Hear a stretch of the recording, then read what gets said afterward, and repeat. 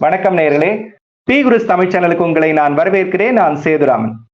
இன்று என்னோடு மீண்டும் இணைந்திருக்கிறார் அரசியல் விமர்சகர் ரவி டிடிஎஸ் அவர்கள். அவரை நாம் சந்திக்கலாம், பல்வேறு விஷயங்கள் குறித்து விவாதிக்கலாம். வணக்கம் சார். பரபரப்பான சந்தோஷம். உங்க சேனல்ல கிடைக்கிற ஆதரவு ரொம்ப அருமையா இருக்கு. கமெண்ட் எல்லாம் ரொம்பவும் ஊக்கம் தருகின்ற விதமா இருக்கு.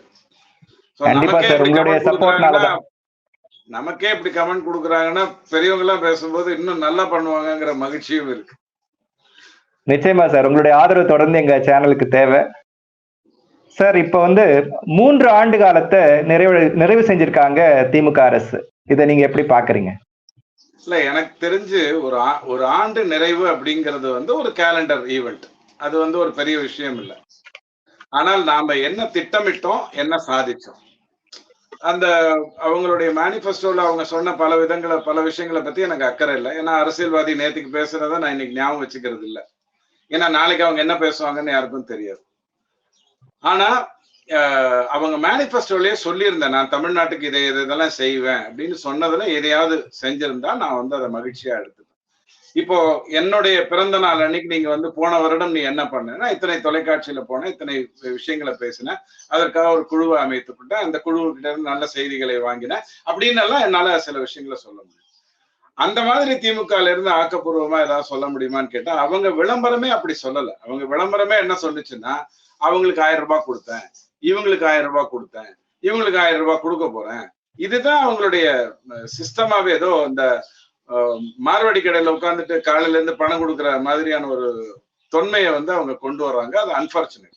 ஒரு அரசுங்கிறது அதுக்கானது இல்லை. குறைஞ்சபட்சம் 50 வருடத்துக்கு மேல ஆட்சி செய்துட்டு ஒரு சித்தாந்தத்தை பரவலா கொண்டு வந்து அதை பெருமையாக பேசி அது இந்தியா பூரா திராவிட மாடல்னு போகும்னு சொல்லிட்டு அதன் மூலமாக 1000 ரூபாயை 1,15,00,000 பேருக்கு நான் கொடுத்துருக்கேன் அப்படின்னு சொல்லும் பொழுது எனக்கு அது வேதனை அளிக்குது. அதே ரூட்ல நீங்க மோடி ஐயா கிட்ட போனீங்கன்னா அவர் நான் அன்னாடம் காட்சிகளுக்கு இத்தனை கடன் கொடுத்துருக்கேன், அதை கொலாட்டரல் எல்லாம் கிடையாது, கடன் கொடுத்துருக்கேன் அப்படின்னு சொல்லும்போது அது மகிழ்ச்சியா இருக்கு. ஏன்னா அது ஒரு வியாபாரத்தை ஊக்குவிக்க போகுது. அவங்க கந்து வட்டியில இருந்து தப்பிச்சு வருவாங்க.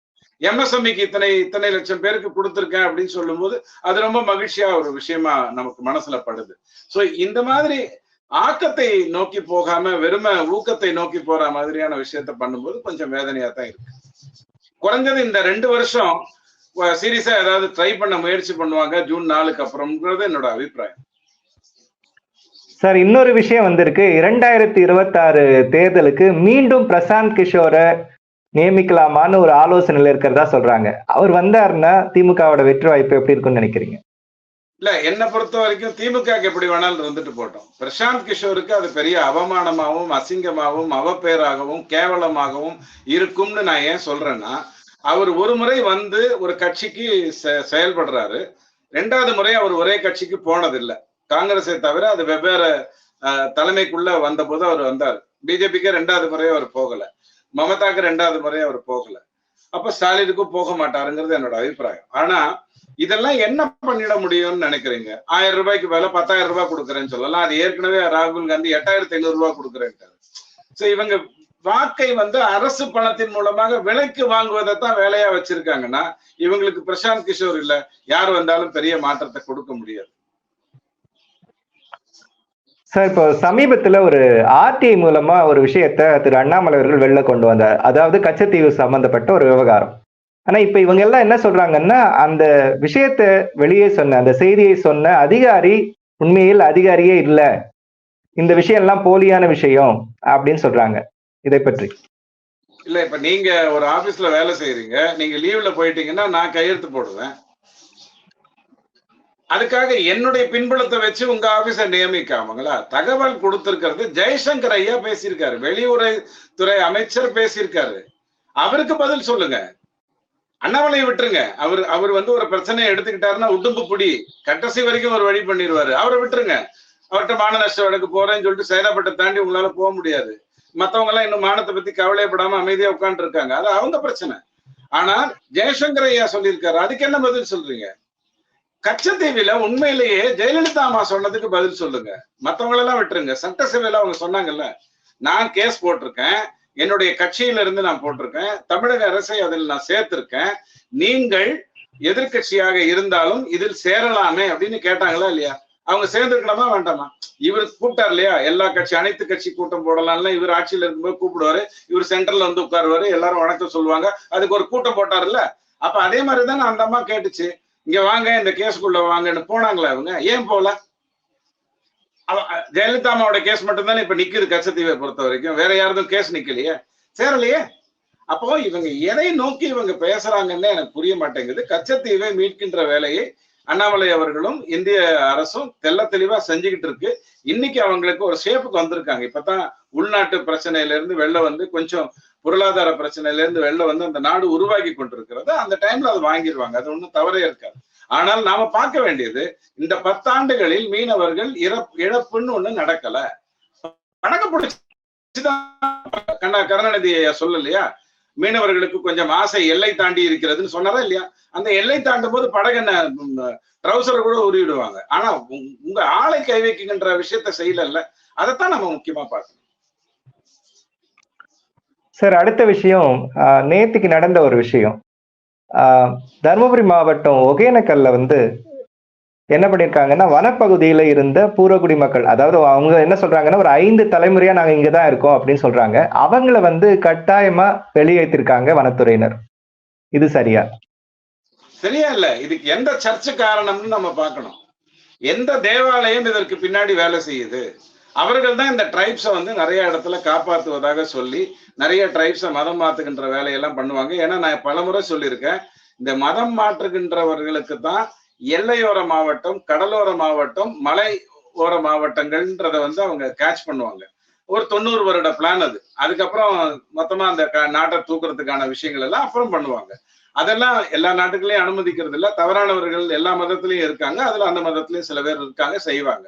ஆனா இந்த ட்ரைப்ஸை பொறுத்த வரைக்கும் அவங்களை பாதுகாக்கிறதாக சொல்றது எல்லாமே கிறிஸ்துவ நண்பர்கள் தான். சோ நாம கேட்க வேண்டியது வந்து கிறிஸ்துவ பேராயர்களை தான் நம்ம கேட்கணும். என்னங்க இந்த மாதிரி நடந்துட்டு இருக்கு, இது என்ன நடக்குது, எதுக்காக அங்கேருந்து தூக்குறாங்க, நீங்க யார்கிட்ட சொன்னீங்க, என்ன நடந்துச்சு, உங்களுக்காக யாராவது வேலை செய்யறாங்களா, இல்ல அது இயல்பாகவே ஏதாவது நடக்குதா, பழங்குடியை எப்படி தூக்கலாம், இப்படித்தானே வனத்துறை 45 சார், வனத்துறையினர் வந்து அவங்க ஏரியால அவங்க இருக்காங்க அப்படின்னு சொல்லிட்டு அவங்களை காலி பண்ண சொல்றாங்க. இது எப்படி வந்து கிறிஸ்தவர்களுக்கு சம்பந்தம் இருக்கும்னு நினைக்கிறீங்க?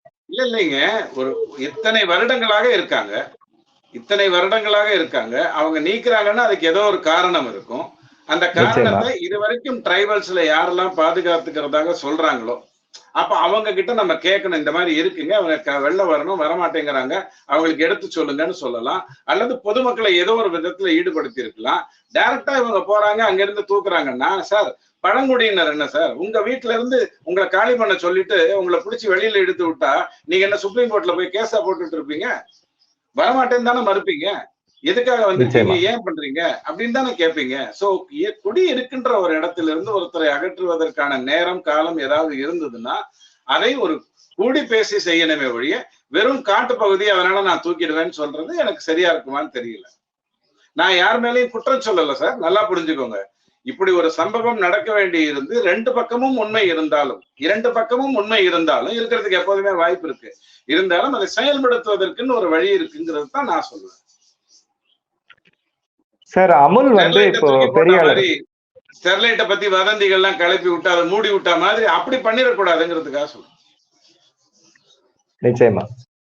அடுத்த விஷயம் சார், அமுல் வந்து பெரிய அளவுல தன்னுடைய நடவடிக்கைகளை தமிழ்நாட்டுல தொடங்க போறதா ஒரு செய்தி வருது.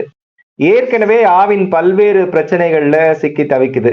அதாவது குறிப்பா வந்து அந்த பால் பொருட்கள்ல, பால்ல வந்து அந்த கொழுப்பு சக்தி குறைவாக தருவது, இது போன்ற பிரச்சனைகள், வியாபாரம் தொடர்பான பிரச்சனைகள்லாம் ஆவின் சிக்கி இருக்கு. இப்ப அமுல் உள்ள வரும்போது இது எந்த விதமான தாக்குதலுக்கு ஆவினை உள்ளாக்கும், அல்லது எந்த விதமான பாதிப்பை ஆவினுக்கு உருவாக்கும் அப்படின்னு நினைக்கிறீங்க?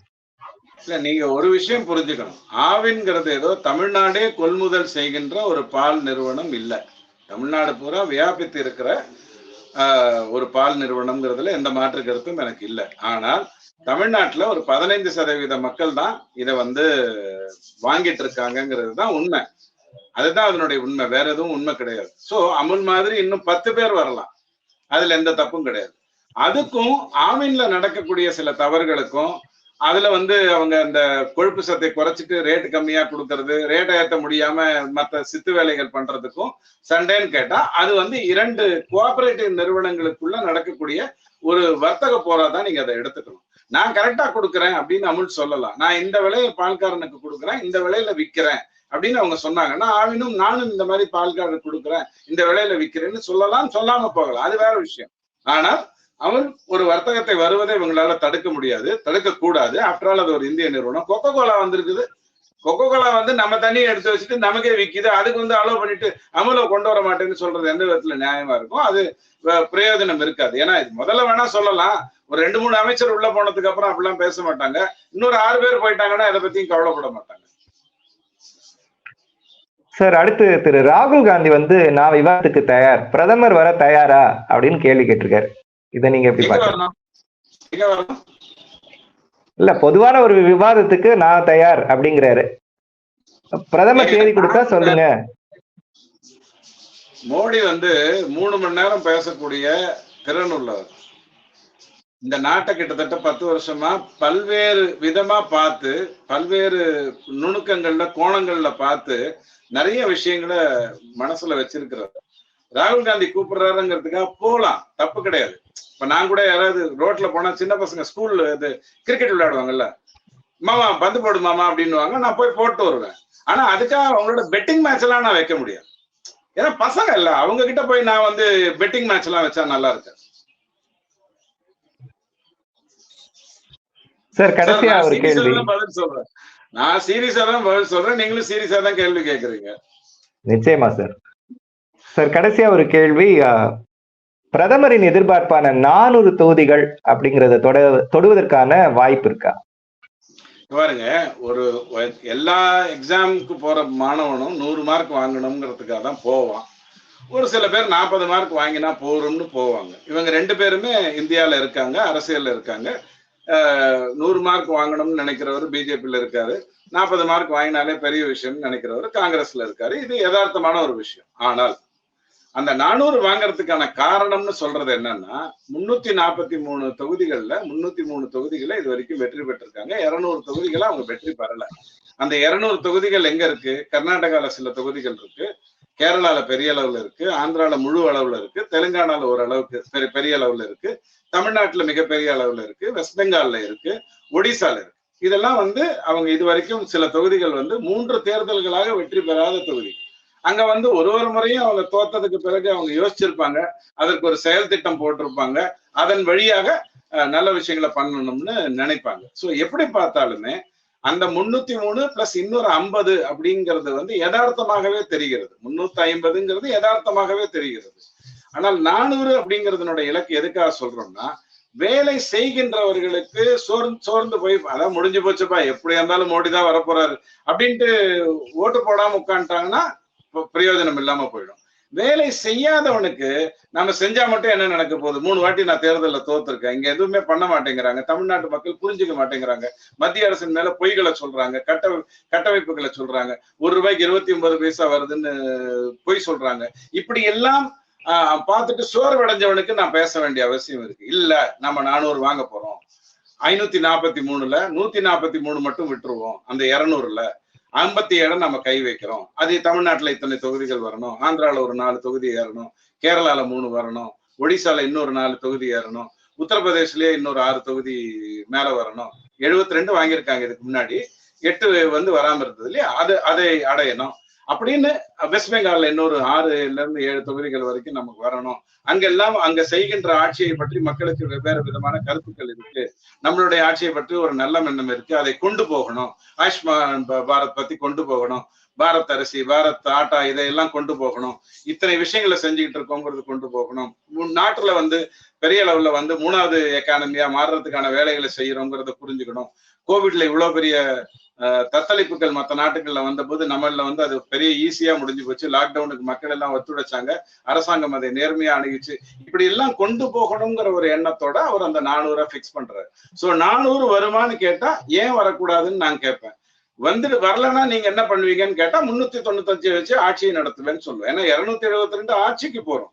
அதனால அதை வைத்து ஆட்சி நடத்துவேன்னு சொல்லுவேன். என்ன ஒண்ணுன்னா, இந்தியாவில் பல மாற்றங்களை கொண்டு வர வேண்டும் என்று சொன்னால், நீங்க இந்த ஈடியில பாருங்க, கிட்டத்தட்ட 1,22,000 கோடியை வந்து இது வரைக்கும் அசட்டை மட்டும் அட்டாச் பண்ணியிருக்காங்க. Asset attach. ஒரு அரசு நிறுவனம் நீதிமன்றத்துக்கு முன்னாடி போய் அசட் அட்டாச் பண்ணுதுன்னா அதுக்கு 100 காரணங்களை சொல்லணும். 42,000 கோடிக்கு மேல கரன்சியை கைப்படுத்திருக்காங்க. கரன்சியா மட்டும் ரொக்க பணமா கைப்பற்றிருக்காங்க.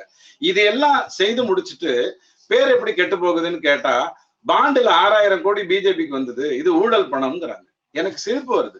ஊழல் பணம்னு பண்ணணும்னு முடிவு பண்ண பிஜேபி அந்த 41,000 கோடி இது பிடிச்சாங்க இல்லையா, கரன்சி பிடிச்சாங்கல்ல, அதுல இருந்து ஒரு 4,000 கோடியும் 1,20,000 கோடிக்கு அசட் பிடிச்சாங்கல்ல, அதுல யாரையாவது கொஞ்சம் 4-5 பேர் இந்த நம்ம செந்தில் மாதிரி பாலாஜி மாதிரி ஒரு 10,000 பேர் அனுப்பிச்சு வச்சு பேரங்கிறம் பேசி வாங்கிட்டு வந்துடலாமே. அவங்க எதுக்கு ஒரு பாண்டுக்குள்ள வரணும்?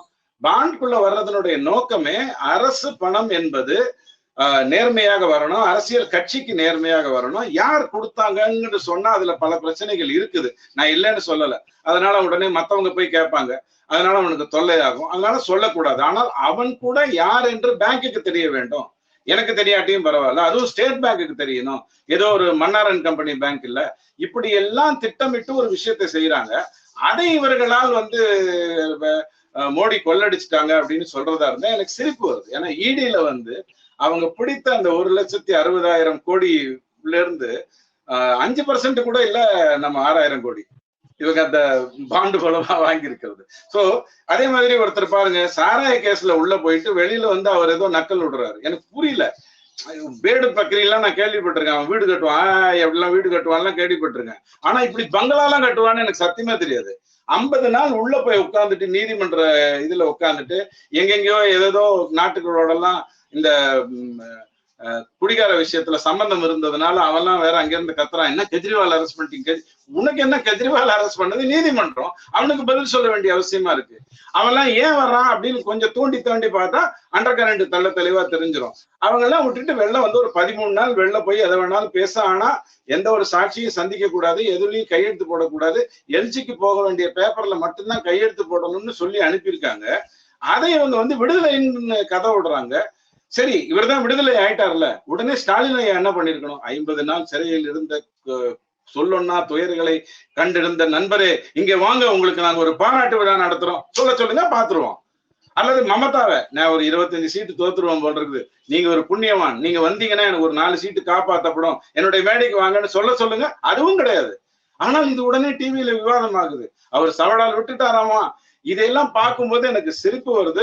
ஆனா ஜூன் 4ஆம் தேதி வரைக்கும் பொறுத்துக்கோங்கன்னு வள்ளுவர் சொன்னாரு, இடுக்கண் வருங்கால் நகை போறேன். சார் கடைசியா ஒரு கேள்வி, அதுவும் அரவிந்த் கெஜ்ரிவால் சம்பந்தப்பட்டதுதான். அரவிந்த் கெஜ்ரிவால் என்ன சொல்றாருன்னா, 75 வயசு ஆன பிறகு திரு நரேந்திர மோடி ரிட்டையர் ஆயிடுவாரா அப்படின்னு ஒரு கேள்வி எழுப்பியிருக்காரு. உங்களுடைய பார்வை சார்? நான் வந்து 7 மாசமா அதை சொல்லிட்டு இருக்கேன், டிவி விவாதங்கள் எல்லாம் சொல்லியிருக்கேன். அவரும் 2026ல 75 வயசு தனக்கு ஆயிடுச்சுன்னு சொல்லி ரிட்டையர் ஆகி கிளம்பி போயிடுவாரு. உங்களை மாதிரி கிடையாது, அப்பாவுடைய பையனுடைய பையனும் தான் வரணுங்கிற மாதிரியான கட்சி பிஜேபி இல்ல. அத்வானிக்கு ஒரு நியாயம், முரளி மனோகர் ஜோஷிக்கு ஒரு நியாயம், மோடிக்கு ஒரு நியாயம்னு அவர் செயல்படுத்த மாட்டாரு, இப்படி எல்லாம் நம்ம சொன்னோம். 2வது வந்து பிஜேபியில இன்னொரு ரோல் இருக்கு. அந்த ரூல் என்னன்னா, 2 வருடத்துக்கு மேல ஒருத்தர் ஆட்சி இது லீடரா வரக்கூடாது அப்படின்னு இருக்கு. அதை அமித்ஷாக்கு ஒரு முறை எக்ஸ்டெண்ட் பண்ணாங்க, அப்புறம் நட்டா கிட்ட வந்துட்டாங்க. சோ இது அப்படியே நடக்குதுன்னு வச்சுப்போமே. இப்போ மோடி என்பவர் வந்து ஏதோ ஒரு சுயம்புவாக உருவாகினவர் இல்லை. அவர் 15 வருடம் முதல்ல இருந்ததே ஒரு சாக்காவாக, ஒரு இதுல RSSல எந்த நிலையில இருந்து மேல வரணுமோ அங்கதான் அவர் வந்திருக்காரு. அதற்கு பிறகு ஒரு 15 வருடம் கட்சி பணி அப்படிங்கிற அடிப்படையில வந்து, அதற்கு பிறகு 15 வருடம் இப்ப முதல்வர், இப்ப பிரதமர் அப்படிங்கிற அடிப்படையில வந்திருக்காரு. சோ இவர் உருவாக்கப்பட்டவர் தானே ஒழிய கருவாக வந்தவர் இல்ல. சோ மோடிக்கு பதிலாக இன்னொருத்தர் வருவார், பேச்சுக்கு சொல்றேன், மோடிக்கு பதிலாக இன்னொருத்தர் வருவார், நல்லா தெரியும். நமக்கு என்ன தெரியணும் அப்படின்னு சொன்னா, எதிர்கட்சிகளை பொறுத்த வரைக்கும் ஜெயபிரகாஷ் நாராயணனை திட்டினாங்க. வாஜ்பாய் தலையெடுத்த உடனே ஜெயபிரகாஷ் நாராயணனை மகான்னு சொல்லி வாஜ்பாயை திட்ட ஆரம்பிச்சாங்க. வாஜ்பாய் ஐயா மகானான உடனே அத்வானி பெரிய லெவல்ல வந்த உடனே அத்வானியை திட்டிட்டு வாஜ்பாய், இவங்க கொஞ்சம் லேட் டியூப் லைட், இவங்களுக்கு புரிஞ்சுக்கிறதுக்கு ஒரு 10 வருஷம் ஆகும். அத்வானி ஐயா வரும்போது திட்டிக்கிட்டே இருந்தவங்க மோடி ஐயா வந்த உடனே அத்வானியை புனிதர்ன்றாங்க. சோ எதிரி ரிவர்ஸா யோசிக்கிறான். நாம ஃபார்வர்டா யோசிக்கிறோம். நாம என்ன யோசிக்கிறோம்னா, ஜெயபிரகாஷ் நாராயணனை விட இன்னும் அதிகமாக கவிதை மனம் கொண்ட ஒரு தாயுள்ளம் கொண்ட வாஜ்பாய் வருவாரு.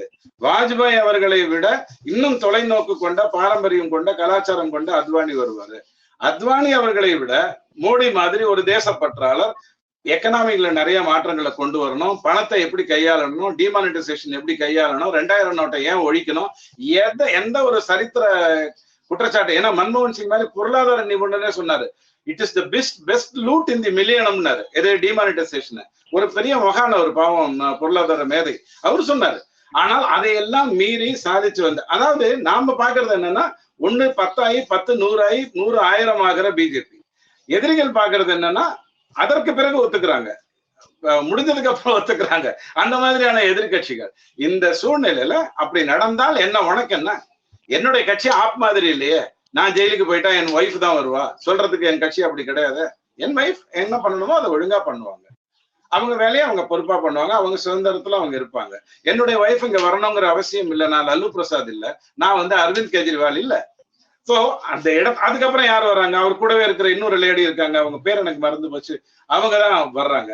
அப்படிப்பட்ட ஒரு சின்ன கட்சி இல்ல பிஜேபி. ஒரு பரந்த ஒரு பரந்த இது ஆட்கள் உள்ள கட்சி.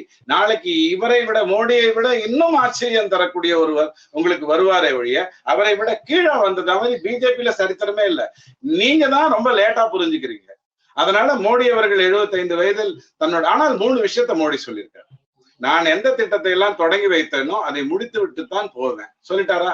அப்ப 2029 வரைக்கும் ஒன்னும் கேள்வி இல்லை. சில திட்டங்கள்லாம் 5 வருடம் 3 வருட மேட்டர்கள் இருக்கு, தெளிவா சொல்லிட்டாரு. ஆஜ்கே பார் மோடி சர்க்காருன்னு 2014 சொல்லிட்டு வந்தவர்.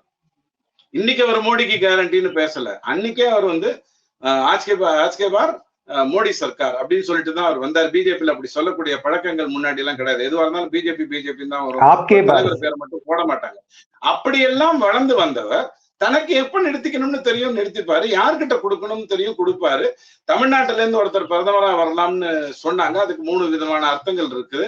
எப்படி வேணாலும் நீங்க பிஜேபி எடை போடுங்கள், ஆனால் அவர்கள் வெல்ல போகின்றார்கள் என்பதை மட்டும் ஒத்துக்கொள்ளுங்க. அமித்ஷா வந்துருவாருன்னு பூச்சாண்டி காட்டாதீங்க. அமித்ஷா வந்தால் இன்னும் சிறப்பாக இந்த விஷயங்கள் நடக்கும். இவங்க 2 பேர் இல்லாம வேற ஒருத்தர் வந்தா அதை விட சிறப்பாக இந்த ஆட்சி நடக்குமே ஒழிய தேய்ந்து போகாது. அப்படிங்கிறது அதுல ரொம்ப முக்கியம். ரொம்ப முக்கியமா நீங்க அதுல கவனிக்க வேண்டியது, அரவிந்த் கெஜ்ரிவால் பேசினதுல முரளி மனோகர் ஜோஷின்னாரு, அத்வானின்னாரு, சுமித்ரா மகாஜன்னாரு, யோகின்ட்டாரு. யோகிக்கு என்ன 65 வயசு ஆகுது? அவர் என்ன இவங்கள மாதிரி இருக்கிறவங்களா? அவருடைய வயசுக்கு ஒரு எத்தனையோ சாதனைகளை பண்ணிட்டு உட்கார்ந்து இருக்காரு. சோ இவருக்கு என்ன பேசணும்னு தெரியல. 50 நாள் பாவம் ஜெயில உட்கார வச்சுட்டாங்க. ஏசிகிசி எல்லாம் போட்டிருப்பாங்க, ஒன்னும் பிரச்சனை இல்லை. பட் மிரட்டுறதுக்கு அதுக்கெல்லாம் ஆள் இருந்திருக்காது. இந்த தண்ணி கிண்ணி மேட்டர் எல்லாம் பண்ணி நிறைய வருமானம் சேர்க்கறதுக்கான வாய்ப்பு இல்லாம எல்லாம் முடங்கி போய் கடந்திருக்கும். அதனால கொஞ்சம் மனநிலை பாதித்து பேசுறதுங்கிறது இயல்பான ஒரு விஷயம் தான். அதை அப்படியே மன்னிச்சிடணுங்கிறது என்னுடைய கருத்து. சார், பல்வேறு விஷயங்கள்ல இங்க பகிர்ந்துமைக்கு ரொம்ப நன்றி சார். நேர்களே, இந்த வீடியோ உங்களுக்கு பிடித்திருந்தால் லைக் பண்ணுங்கள், ஷேர் பண்ணுங்கள், மறக்காமல் பி குருஸ் தமிழ் சேனலை சப்ஸ்கிரைப் செய்யுங்கள். நன்றி, வணக்கம். Thank you very much sir. Thank you G, நன்றி.